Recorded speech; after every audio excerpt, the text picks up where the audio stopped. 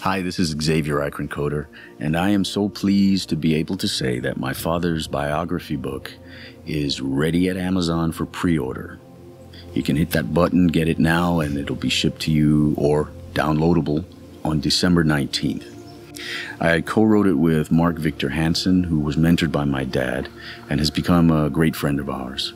And one of the things I really love about the book is we get to share excerpts and episodes from my dad's life that no one else has heard about, such as this one here, which recounts a hurricane that ran through his hometown when he was a little boy and, shall we say, highlighted some of the dysfunction of the home of his upbringing. So I hope you enjoy this. During the summer of 1940, when my father was 5 years old, a hurricane made landfall in Beaufort, South Carolina, and poured through the nearby town of Ridgeland and the Eikerenkoetter home. The storm was so violent that it would result in the deaths of 34 people and cause significant property and agricultural damage in the area. This area had been the home of the Eikerenkoetter lineage at least back to my great-great-grandfather, Joseph Eikerenkoetter, in the early 1900s. So the devastation also impacted their family and friends.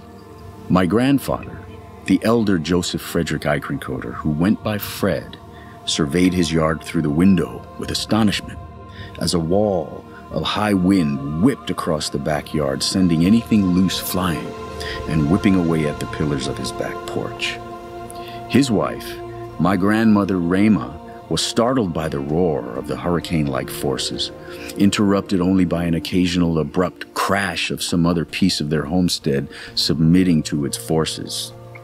Another loud bang, and Rema began running in circles around the living room, dodging the furniture like a caged cat.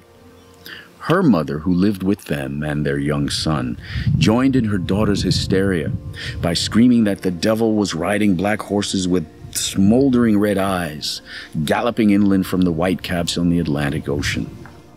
No, Rema countered, God is pounding the sky with his raging fist because he can't tolerate the sins of the world any longer.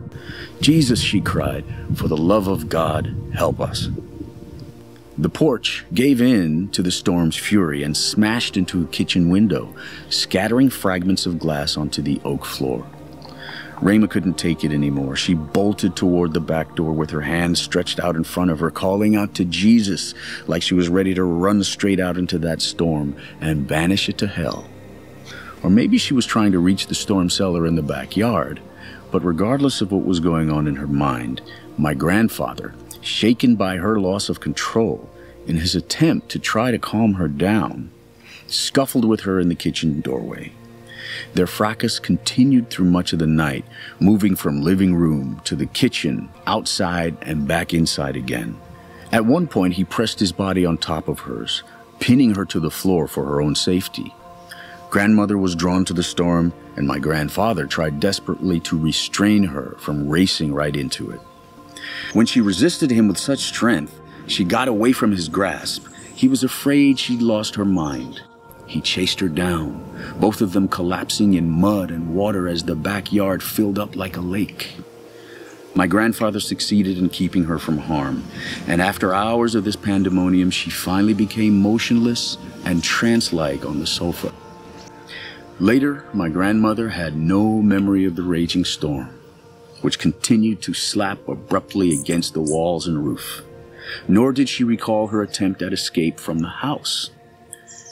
Hours past her normal bedtime, she sat on the living room sofa, staring at the wall. My father witnessed it all. It's an excerpt from Reverend Ike, An Extraordinary Life of Influence, that I co-wrote with my friend Mark Victor Hansen, and it's a pleasure to be sharing this with you. I'll be giving you excerpts as we get closer and closer to the release date of December 19th. But remember to pre-order now. It's on Amazon. Hit that button there. Peace.